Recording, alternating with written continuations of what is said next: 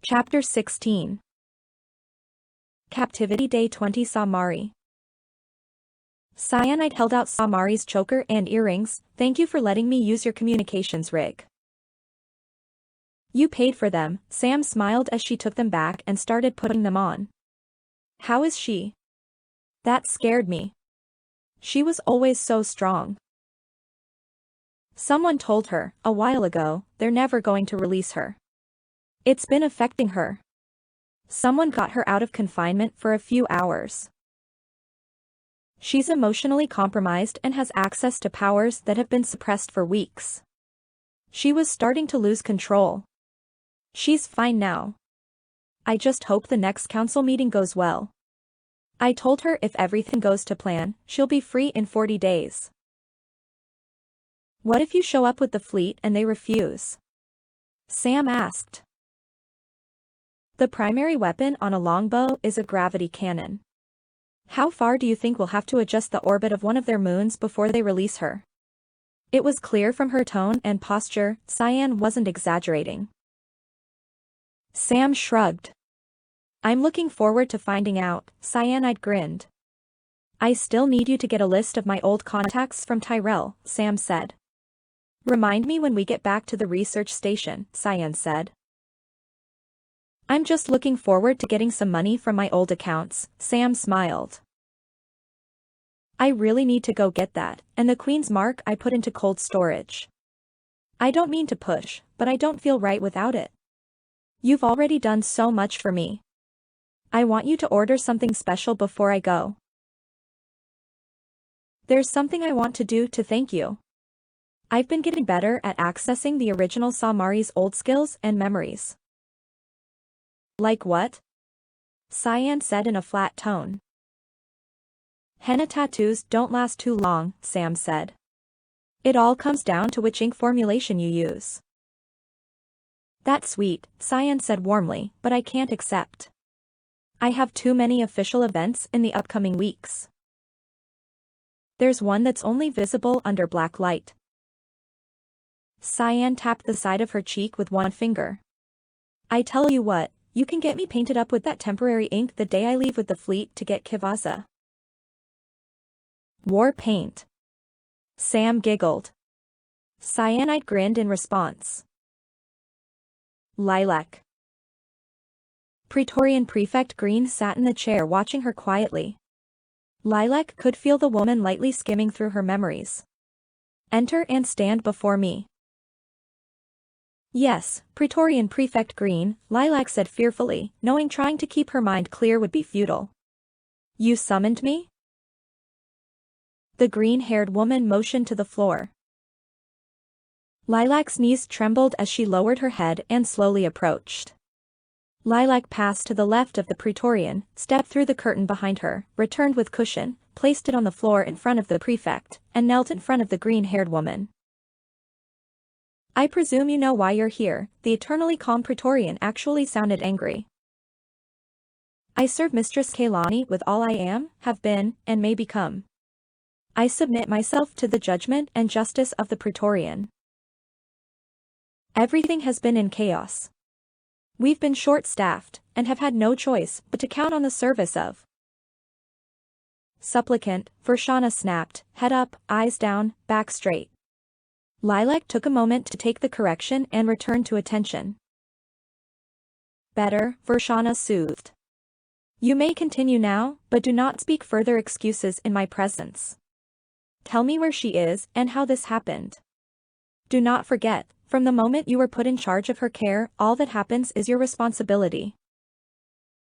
The day prior to activation, Lady Darkseid stopped eating. During the first day, we called in additional service staff to deliver food and ensure she ate.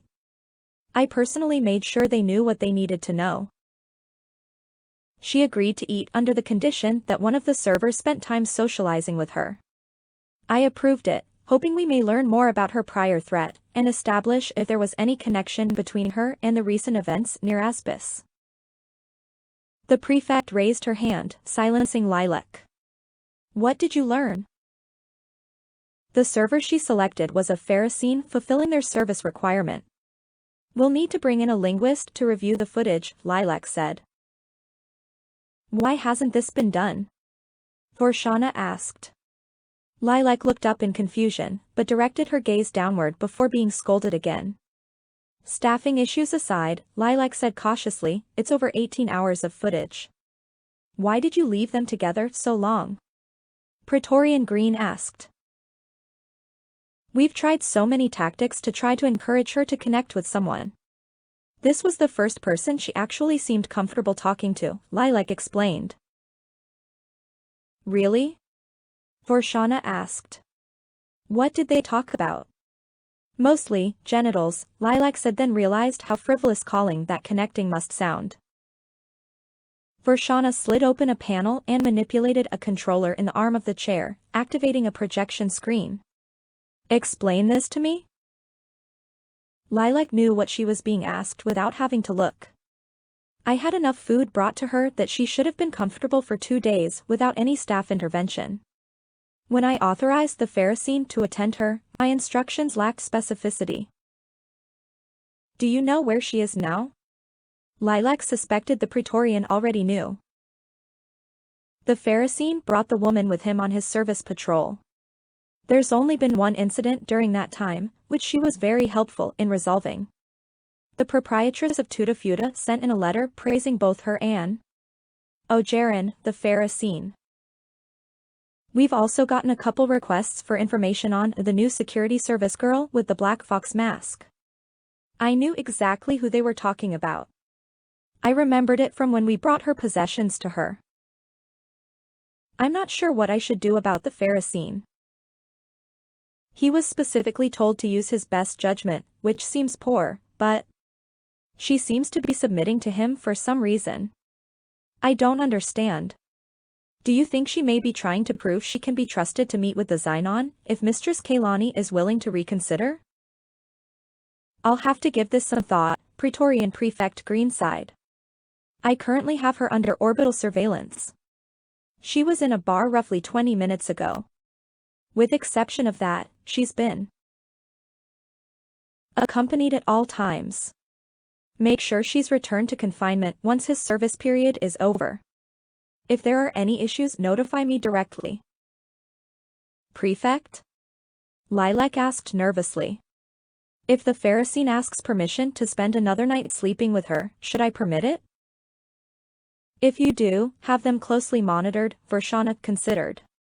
She was adamant about not having any interest in attempting to leave until she knew what was done about Sin Tholo. She may be a dedicated sexual submissive. If that's the case, we may have a way to harness her. Do you think she is?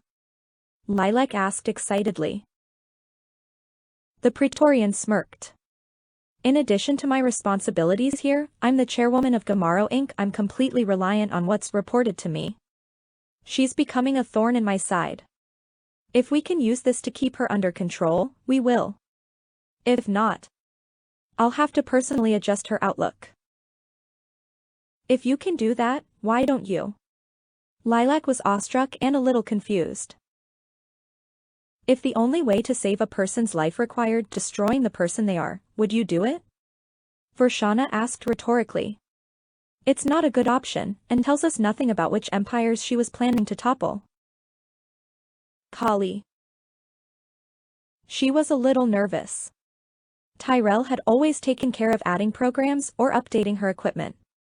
The program had downloaded and installed fine, from the look of it. She entered in the only variable she cared about. All she needed to do was start the program. Hopefully, it wasn't going to damage the hardware or wipe out her contact list. Kali took a deep breath and selected the button. Nothing seemed to change. It took a while for her to find where it was located, but the timer had been added to the bottom of the display screen. She felt silly for getting so nervous. It would just sit there counting down for 40 days, as a constant reminder of when Cyan expected to arrive with a fleet to liberate her. Just seeing it there made her feel better, even her knacks seemed easier to control now that she had something to look forward to. Someone paused while walking past her. It was a male Darien. The naturally telepathic blue-skinned, sub-Terran species. You want me to sit with you, he said. He shifted his tone slightly at the end to make it sound like he was asking a question, but it wasn't.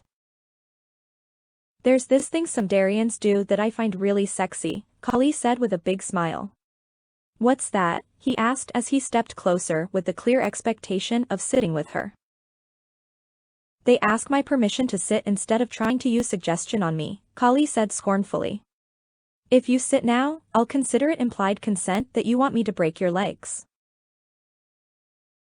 Kali waved to him as he made an obscene finger gesture and walked away. It was a shame he was such an ass, he didn't look bad walking away.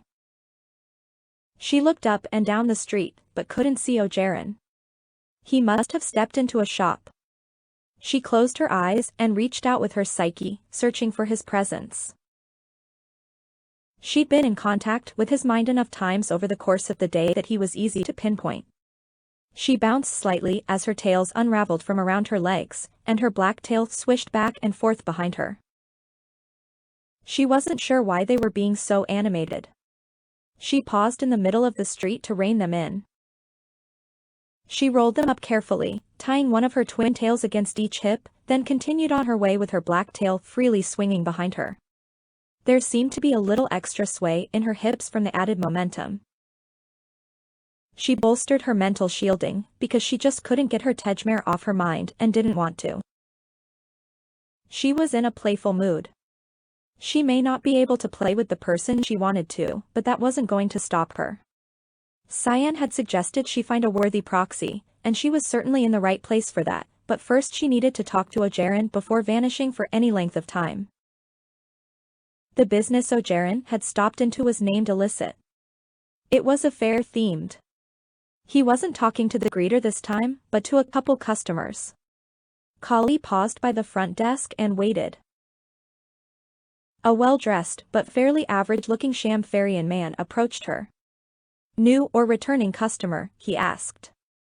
I've been assisting Ojeran on patrol today, she motioned to him as she spoke. One of the customers was female sub-Terran, Shamfarian from the looks of her. The other two were male, one looked to be a Blackford Lupian, the other was definitely Shamfarian. The men looked like they were fighting over the woman, and Ojeran was trying to break it up, and not very successfully. Not at all, he chuckled. Is this your first time on service patrol? It is, she said as she watched in concern. I'm Vincent, he said as he extended his hand. Let me explain what's actually going on here. She shook his hand. This is a role-play-themed venue, Vince said while holding her hand and maintaining eye contact to ensure she was listening. Customers schedule a themed room here for the conclusion of the date. They start elsewhere, and come here to make sure the play doesn't get out of hand, and so everyone feels safe if someone decides to back out. We sent your coworker a copy of their scenario, and he consented to help them. Watch them closely, and you'll see they're sending each other signals. As Ojeran walked the woman away from the struggling men, the Shamfarian took a swing at the Lupian, who hit the ground, despite not being hit. The woman pulled away from Ojeran and rushed to the Lupian as the male Terran stormed off. She helped up the Blackford canine, who pretended to be injured, and led him toward an elevator. The Shamfarian role-player called out to them, will 10 minutes be long enough? Make it 15 so we can get a good start, the Lupian answered. Kali waited by the counter for Ojeran. His role in their improvisation was just as a guard breaking up the fight. This planet is weird. We appreciate your service, Vincent said to Ojeran. I never mind being asked to help with these, Ojeran chuckled softly. Little guy pretending to knock out a Lupian 3 times his size was unexpected. It was all I could do to not laugh. I don't suppose you know who's who with them? We don't ask, Vincent said. All I know is what's in the scenario they submit. In a little while, Slugger over there is going to go upstairs, catch them in bed, and will be invited to join in. I know they all work together, but beyond that it's nobody's business but theirs. Why all this, Kali said, if they wanted to all sleep together, why? When you're playing a character, Vincent said, it can be easier to overcome social taboos. Thank you, Kali said. I didn't catch your name, Vincent remarked. Kali introduced herself before leaving with Ojeran. I expected the workers in these places to be more attractive, Kali said once she was sure she was out of earshot. Not in a place like that, Ojeran said. The employees may assist in the role play from time to time, but they don't participate in sexual interactions. Less attractive servers are preferred. Did you have a good time at that lounge? He asked. Her twin tails squirmed, trying to free themselves from their bonds as she lowered her head and stepped closer to him. No, but I feel better now. It gave me a chance to send out some messages in privacy. I feel much better now. He leaned his head back further on his neck, got closer, and whispered, Can I ask what kind of messages? I'm going to send an image to your tablet, okay, Kali asked. He nodded. Ojeran opened the image file and stared at it looking baffled. Those are my boys, Kali said proudly. This is the first time I've been able to send them a message since I got here. I miss them. I was finally able to tell them how much I wish I could be with them. I adopted them a little while before all this happened. He kept looking back and forth between her and the image of her standing between the twin Zagal team. Would you mind if I shared this with Azuri? Go ahead, Kali shrugged. They both have a congenital condition. They can't go back to their home system. They can't handle the extreme cold. They can deal with slightly warmer temperatures, but have to use their knacks to help them deal with positive temperatures. I was training them before I'm sorry, can we talk about something else? I'm sorry I upset you, he said as he took a half step back and started composing a message on his tablet. Kali felt a momentary pang of guilt.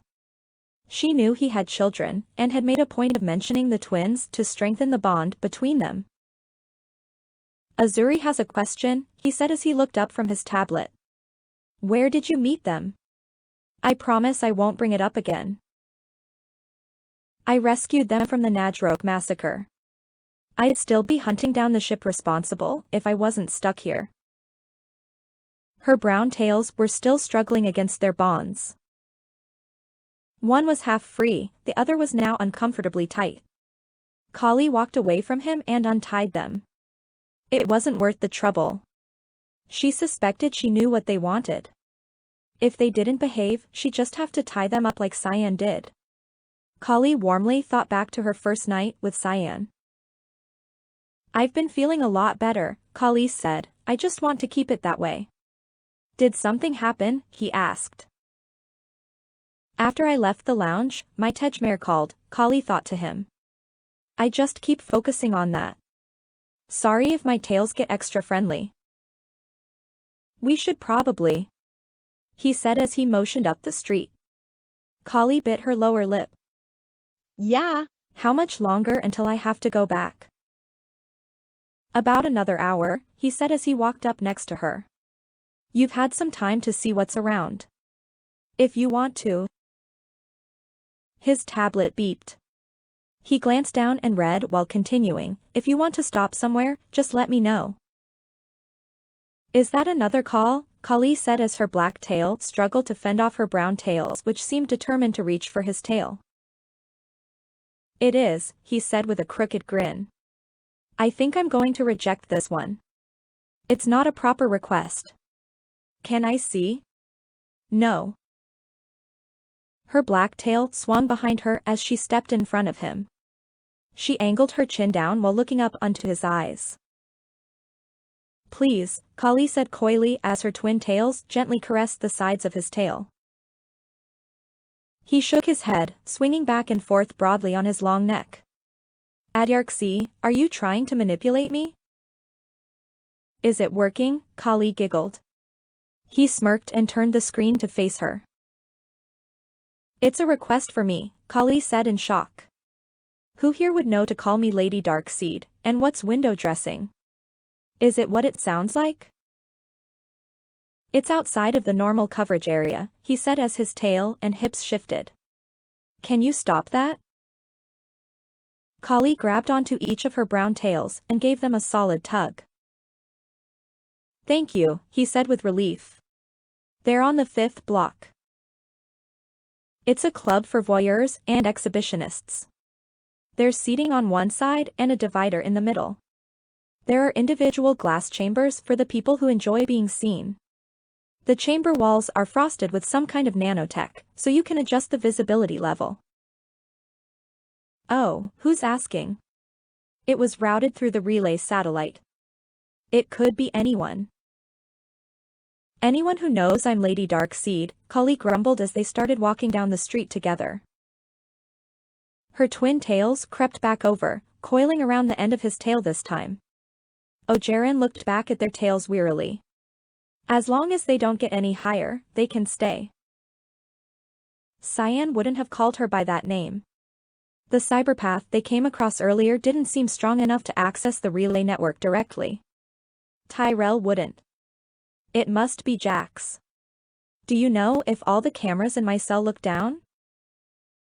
I suspect they can be angled. Why? He asked.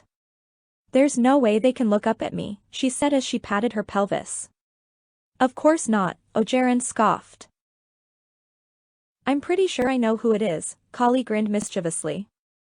Tell him if he wants a peek, he's going to have to come to me. Yes, ma'am, he snickered softly. My fur's pretty thick, so I don't think reviewing last night's footage would do him much good, Kali giggled, but I guess I don't have to say that to you. Nope, Ogeron's voice rumbled deep in his throat. We're not having sex. Kali looked down and smiled whimsically. Well, that's good to know. I'm pretty sure I could tell if we were. There are prohibitions against public sex. We have places to accommodate people with those sorts of kinks.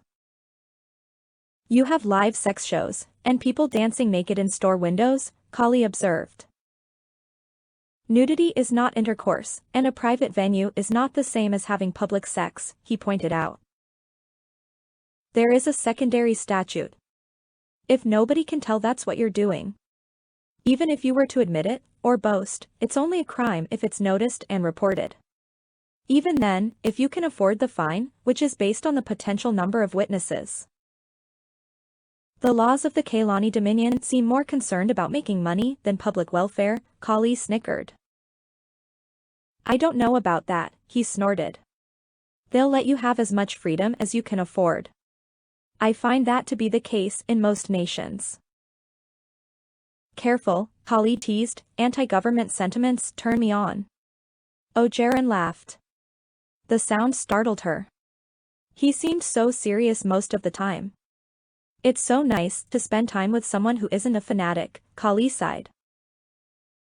I am, he flashed her a wide grin, but only for Azuri. I don't believe you, she taunted in a sing-song voice. He flashed her a sidelong glance but said nothing. I was getting a real "you two should fuck" vibe from her earlier, Kali teased. He scoffed loudly. They reached the end of the patron route, turned around, and started heading back. A few steps later his tablet beeped again. Is that my orbital stalker again? She quipped as he reviewed the message. No. We have a call? No. Her tails squeezed his, then released their hold and slid onto the ground. What was it? Nothing. Come on, Kali smiled playfully. Was it Azuri? Are you really the Cletharian queen? He asked abruptly. It was a clear attempt at misdirection. From the sound of his voice, he expected the question to startle her. I'm the heir apparent, Kali answered with a shrug. There's a pretender to the throne who will be a major problem in the future. I'm supposed to be earning the trust of the collective, which isn't possible while I'm trapped here in that suppression field. Don't bother asking about Lao Host. They brought that onto themselves. I can't stop it, but they can.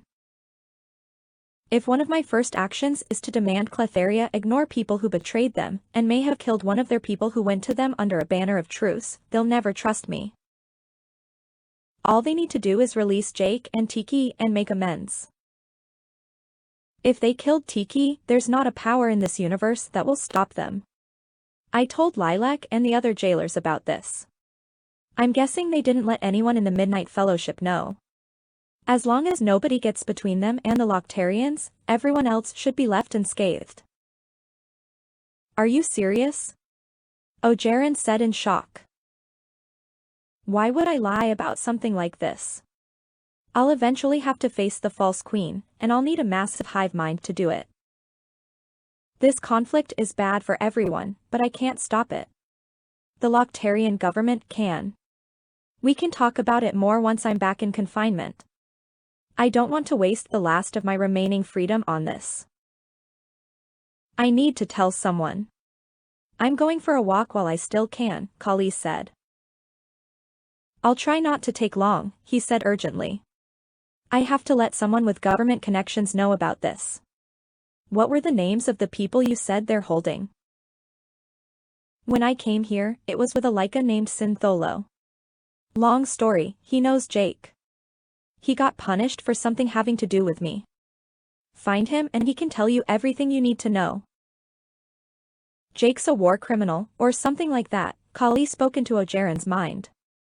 He was my personal physician for a few months. Do you understand the need for secrecy? He bobbed his head in agreement. Kali had hoped to set things in motion which would lead to her finding out what they did to punish Syntholo, but people were dying. Telling Ogeron that Jake was wanted for war crimes could help end the conflict, but only if the Loctarians admitted they have him.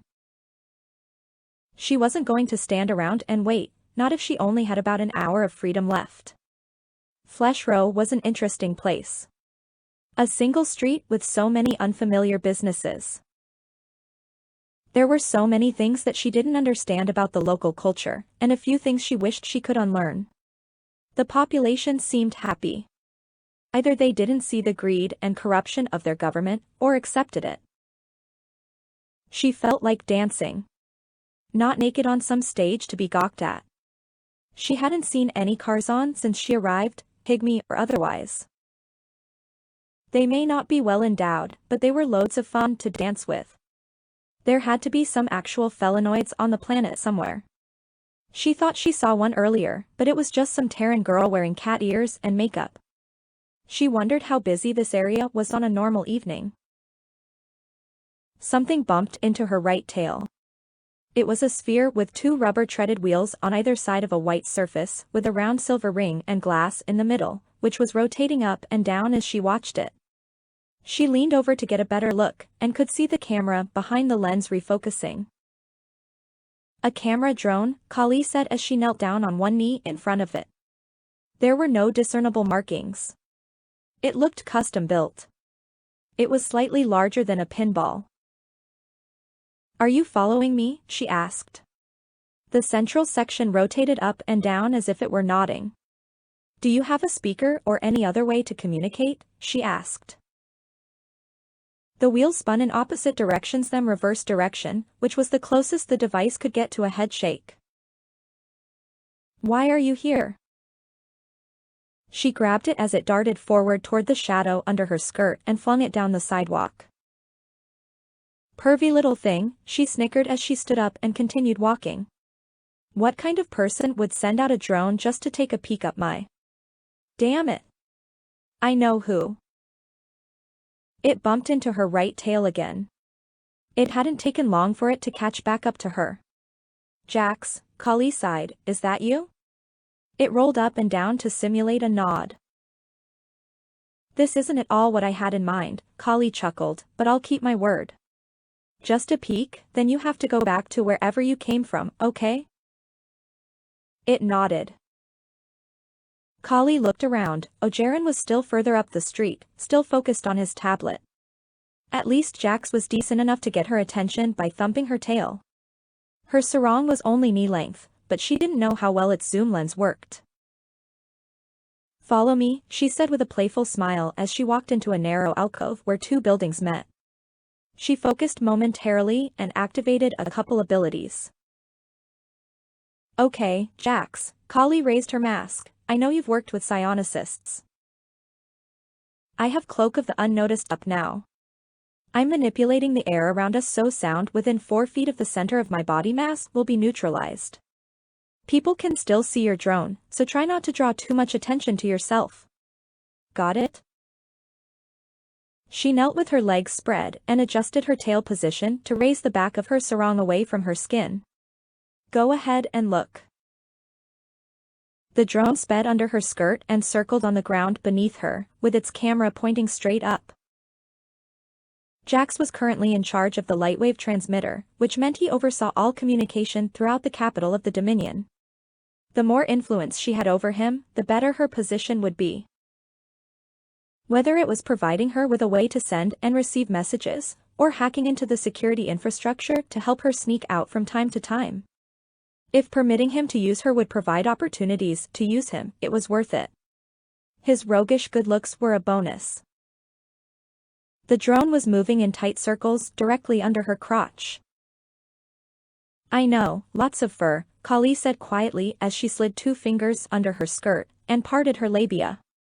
It's also a little further forward. After it adjusted position to get a good look, she withdrew her fingers and said, "Show's over. Next time you should see me in person." Bye. Jax. She stood up, straightening her sarong as the drone spun in circles. She lowered her abilities and grabbed it with her tail. Run along, Kali cooed. I'll see you when I see you. She released the drone and laughed as she watched it rolling away. It spun in circles every few feet. It was either malfunctioning, or he was trying to make it look excited. Kali hadn't been dealing with Jax for more than a minute or two, so where did Ojeran go? He must have finished his text conversation. She heard a yelp from not too far away, followed by a faint thump. Kali smirked. As she saw the drone bounce off a wall and speeding to the end of Flesh Row without further antics. Durable little thing, she grumbled as she walked over to the person who had tripped on the drone. Their appearance had thrown her off. They were a frog-like Shagod dressed to look like some kind of bird. There were feathers sewn into a cape draped around their shoulders, and they were wearing a beaked mask that rested over their face. It wasn't fitted to the shape of her head, and looked like it had been purchased at some cheap costume shop. The beak was made from a flimsy-looking plastic. Apparently, cosplay wasn't limited to Subterrans. It occurred to her that she may have misjudged the runner's reasons for asking about her own mask earlier. Are you okay? Kali asked as the Shagod brushed herself off. I didn't even see what I stepped on, the woman sounded embarrassed. The eye holes just didn't line up right. Terrans were so lucky to have such flat faces. You have so many more options. Is Nim busy tonight? What? Kali asked. You know, masculinity, she said. Was it busy? I know it's supposed to be anonymous, but is it okay if I see what you look like with your mask down? I haven't been, Kali said as she lowered her mask. I love your mask, the woman said enthusiastically. Maybe I'll see you there. I'm already late. Have fun, Kali thought to her as the woman ran toward the part of the street beyond the service patrol area. Kali thought the relative lack of attention she'd received was because Ojeran was at her side. She'd even entertained the thought that between the tails and the mask her species may be ambiguous enough to be discouraging people. She'd clearly made far too many assumptions of her own. Much like the girl she'd just spoken with, they'd concluded she wanted anonymity and was on her way to a specific club. Kali took off her mask, carefully tied it to her sarong so it rested against her right hip, ran her hand through her hair so the silvery stripe in her otherwise red hair framed her face, then considered what to do about her wandering tails. She reached out mentally, searching for Ojeran's mind, but couldn't find him. Kali started heading in the direction the girl with the bird mask had gone just to indulge her curiosity. If she decided to take a look inside, she could just put the mask back on. She may even come across someone worth spending some time with, seeing as Ojeran wasn't interested. She sent him a quick note to let him know where she was heading, as they'd discussed earlier. Her twin tails spiraled around each other while her black tail stretched out, slithering around them. She felt her brown tails relax, allowing all three to move together as a singular tail. She'd been so focused on Ojeran, enough that her tails took it upon themselves to do what they could to mimic his tail. He was the first person since she'd arrived who had offered her legitimate compassion. He had character traits which she valued, and he unwittingly helped her understand some things about how her initial bond with Cyan had been forged. When Cyanide had said they could talk if she could keep up with her, it wasn't really about the run, or even keeping pace, but the willingness to put in the effort. She'd fallen into sync with Cyanide during their run. That was not the case with Ojeran, which helped her understand just how rare and special that really was.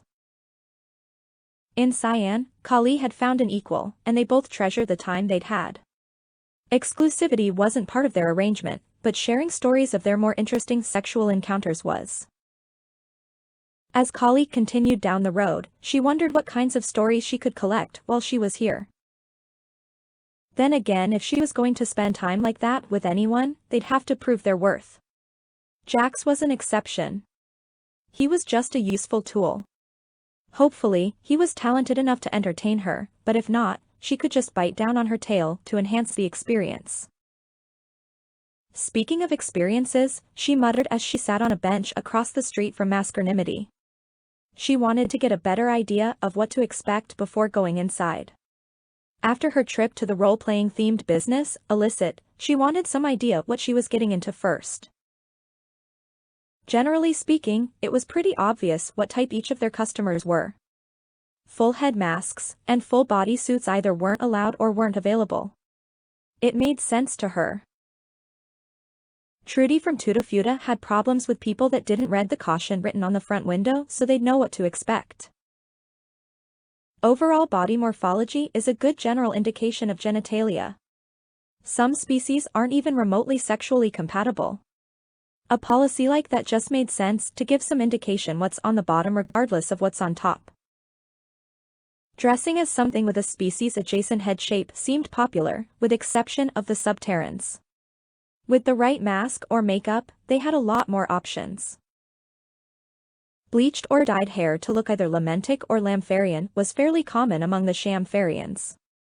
Most masks looked to be of fairly low quality, but there were a startling number of augmented Subterrans with cat-like ears and decorative tails. Kali was unsure of herself. She rested her hand against where she'd tied her mask against her hip. She'd grabbed it before leaving to help her hide from orbital surveillance, not to hide her identity. She was built differently from everyone else, which would be more acceptable in a place where almost everyone wore a mask, but she'd been locked up, hidden away from the public. The one time Lilac had arranged for her to be out on the town, they'd made a point of clearing out non-essential workers. She was a dirty secret of the government, so why was she hiding of her own volition? Even if she did meet someone who caught her attention, they'd have questions, so a place focused on anonymity would help with her current inability to answer. No contact information exchanged, no need for names, she may not even have to show her face. Whether she wanted to admit it or not, it was probably her best option, and there was no telling when or if she'd get another chance. Jax would eventually come to see her. If she had the choice, she'd rather. Kali was startled by her own thought. She really needed to get that out of her head. He'd made it pretty clear he wasn't interested. Her communicator beeped, it was a message from Ojeran, happy hunting. Not tonight, she sighed then sent him a reply. I decided it's not what I want tonight. Kali stood up and started making her way back to the patrol area. You decided on something, he replied. That's a start. I decided I just want to be held, she transmitted. Can you help me with that? She was nearly halfway up the street before getting another message. I might be able to find someone, but I need you to do me a favor. Sure, you rub my tail, I'll rub yours, Kali sent back, hoping he was familiar with the similar Terran expression. He forwarded her an assistance request. Where was he that he had to ask her to handle it? She put her mask back on and unwound her tails while she read the request. One of the stores was having a problem with an unruly customer. It included a note to let her know the store sold mass-market sex toys and performance enhancement products. Kali smirked. He probably didn't want to take the call because of Pharisine-themed products. It was an easy one to resolve. A salve which included ambrosia, advertised for increasing sensitivity, had increased in price by nearly 1,000% since Cyberop Gregor took over the management of Aspis. The customer was, understandably, upset. The store was no longer stocking the product, and the customer wanted it, but was unwilling to pay the special order cost. After calming everyone down with a little empathic projection, everyone was willing to be much more reasonable. It wasn't a telepathic ability Kali had used much, which led to unexpected consequences. Hopefully, the customer and shop worker wouldn't later regret exchanging contact information. She let Ojeran know she resolved the request as she left the store. There was still no sign of him. Something must be wrong. It had been almost a half hour since he'd asked if she is the Cletharian queen. Did she spook him? No. That didn't make sense. He might be able to clear his mind, not his emotions. She would have sensed that. He seemed worried, but not for her well-being. That felt different. She could try to locate his mind, but he wasn't close. She'd have to find a place to sit and meditate. The bench by that lounge was an option, but someone had approached her while she was there, and she didn't want to risk being interrupted. She paused as she passed Tuttafuta. She could only sense one presence inside the shop, and the bar wasn't on the door. I hope I don't regret this, Kali muttered as she stepped inside, and waited in the entry, for Trudy to come to the front. The office door opened. Oh, I was hoping to see you again, Trudy grinned. Just listen, Kali said. Intense feelings of lust make me uncomfortable, but I need a favor, and I didn't know where else to go. What's wrong? Trudy sounded concerned. There was no impression of the lecherous emotions she'd felt when she was here before.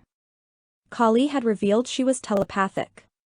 The intense desire may have been intended to encourage her to sign up for a class. I just need a safe place to meditate for a few minutes, Kali asked. Can I use your tea room? Just make sure nobody gets near me. I need to project my consciousness. I'd be honored, Trudy smiled as she led her into the room. I dated a psionicist back when I was school age. They were the love of my life.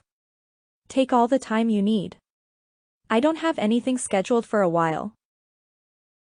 Section break. Going for walks outside of their body was something Kayla had more experience with than Kivaza. It took longer than expected to get a fix on his location, and his surroundings remained unclear.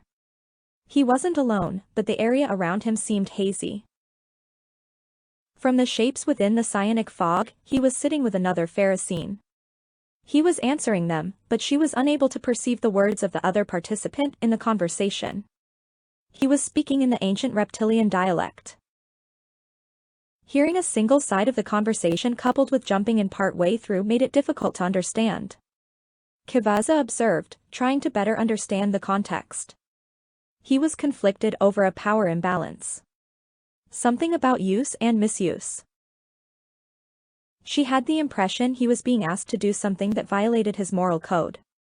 It would be so easy for Kivaza to assume she was the topic of conversation, but she'd already assumed far too much today. Consequences. Possible danger. Patience. Justice? A ship? Was he trying to convince someone to find a way to help her escape? Or was he worried about what would happen after he ships out? Kivaza tried to stop inserting herself into the scenario, and just listen. So many terms from the ancient dialect had dozens of possible interpretations. It was so easy to twist the meaning. If this wasn't directly about her, but about the Cletharian attack on Fellowship space. Everything started to make more sense. He was angry that Kaylani had had this information but hadn't shared it with the Midnight Fellowship nations. Someone needed proof. That was the extent of what she could be confident of. There seemed to be multiple conversation topics. As she was withdrawing her psyche, through the haze, back to her body, she clearly sensed a thought from the conversation's other participant. Navari appreciates your continued cooperation. Section break. Who the fuck is Navari? Kali wondered as she emerged from her meditative trance. Beautiful, Trudy said breathlessly. What? Kali asked. Your stripes were glowing, Trudy said softly. They do that sometimes, Kali said nervously. I don't know why. Kali was grateful that her mask and hair hid where her stripes connect on the top of her head. I'm glad I could help. Trudy winked. If you ever want help finding out what makes you glow, you know where to find me. Kali thanked her on her way out the door. The meditation had taken just over half of her remaining time. She met Ojeran by a corner boutique when he returned just over 10 minutes later. I had to deal with an emergency, Ojeran said apologetically. Thank you for covering for me. Thank you for trusting me, Kali smiled. It was a little weird, but not a bad first date. He looked confused. You think this was the closest thing I've had to one in a while, Kali said as she coiled her tails around his. Don't take this from me. I won't, he chuckled. As soon as the next shift shows up, I have to bring you back. I know, Kali sighed. All good things must come to an end, but confinement is forever. That seems a little extreme, Ojeran said. Everyone's confined somewhere, Kali grinned. If you disagree, we can discuss it somewhere outside the confines of the multiverse. He smirked. 4 cars came down the side street toward the parking lot. 3 pulled over to the curb, the 4th entered the lot. Ojeran pointed toward the car that was parking with the end of his tail. There's my relief. I think the others may be here for you. I hope they're ready for a fight, Kali sneered. I agreed to go back with you, not them. A brown furred Lupian stepped out of the parked car and started heading their way. Do you want to meet her halfway? If you are going to start a fight, I'd rather minimize collateral damage. I'm not starting anything, Kali grumbled as they started walking down the side street, but if they're determined to force me to break my word. Just keep clear. Don't get hurt, he said. Kali smiled, happy that he hadn't said anything about not hurting them. As they got closer to the cars, she spotted Ruka through the front window of the lead car. They were half-track armored personnel carriers containing 8 people each, 2 in the front, 6 in the back. Lilac and Shugek were in charge of overseeing her care. Ruka had no legitimate reason to be here. Kali released her grip on Ojeran's tail. She refocused her eyes so she could see any energies flowing through the area, and released gentle telepathic pulses to get a feel for the minds near them. The second car was mostly psionicists, the third was almost entirely mysterionicists. Some of the telepaths felt familiar. They hadn't linked their minds this time. Working individually, they were unlikely to be able to overcome Kivaz's raw force of will, but at least she couldn't take them all down with a single strike. From the assortment of thoughts, it felt like Ruka had collected people with grudges against Lady Darkseid. Some from the ship, some from the day she'd knocked a hole in the wall, and that team of inadequate telepaths. They're looking for a fight. I need everyone clear, Kali snarled. This wouldn't be the first time Ruka tried intimidating her, but it was going to be the last. Power flowed out of her through the ground. She used the sound of her footfalls to map the outer surface of the vehicles. Ruka should have known better than to make direct eye contact with Kali while mentally reviewing her plans. They were here to capture her, humiliate her, and return her to the confinement area with an overwhelming show of force. To put her in her place, Kali would have been concerned about their numbers if they weren't all planning to jump out and grab her. If they'd only seen how she'd handled Korbajani, they'd know just how horribly they'd miscalculated. Kali felt almost guilty as she liquefied the cement below them, causing it to splash as their vehicles plunged into the dirt below. She drew the splashing liquid up past the seams at the bottom of the doors, and solidified it. Nobody was hurt, but they never got their chance to fight. Kali projected a telepathic message to everyone in the area: bad plan. Try something like this again and I'll have to take it personally. Any further aggression will be considered implied consent to be mutilated as I see fit. You should probably tell her consent doesn't work that way, the Lupian said to Ojeran. Her tails are still wound, Ojeran observed. She's holding back. Kali blushed. He was partially correct. She would have unwound her tails if she expected to get physical. She had manipulated as much of the ground as she could without straining her elemental mastery, and had used the weight of the cars to her advantage. This was as far as she could go without risking casualties. If cyanide hadn't calmed her earlier, things would have ended very differently. It's been a pretty calm day, Ojeran said as he and the Lupian headed toward the boutique to make the shift change official. The guard sitting next to Ruka considered drawing their weapon. Just don't, Kali thought into their mind forcefully as she approached the lead car. They attempted to resist her psionic suggestion, but failed. Hello, Ruka, Kali smiled as she approached the passenger side of the car. Be a dear and lower your window while you call this in. I want to hear it. Oh, and make sure the people in the other cars can hear it. Listening in was educational. Vorshana was here, somewhere, and was involved in the government. Her title was Praetorian Prefect. Kali recognized her voice but didn't remark on it. Ruka was acting on her own, and was going to be stripped of even more authority for her actions. All those involved in this unauthorized action would also be subject to discipline. Without letting it be known that she knew just who she was talking to, Kali mentioned she was still waiting for them to set up peace negotiations between Cletheria and the Xynon. Vorshana barely acknowledged the statement, but at least showed a modicum of appreciation when Kali offered to pull the cars out of the ground once Lilac arrived with the disciplinary squad. The level of hostility emanating from the vehicles seemed to diminish slightly. They may cause more problems later.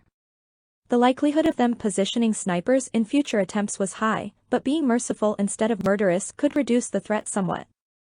Hopefully, future responses would be more proportionate than this mess. Our shift is officially over now, Ojeran said as he approached. Kali winked to him as she headed over to stand with him. She decided to mimic the way Ruka has interacted with Vorshana. Yes, master, but I can't go back with you until I help the cleanup crew drag them out of the dirt.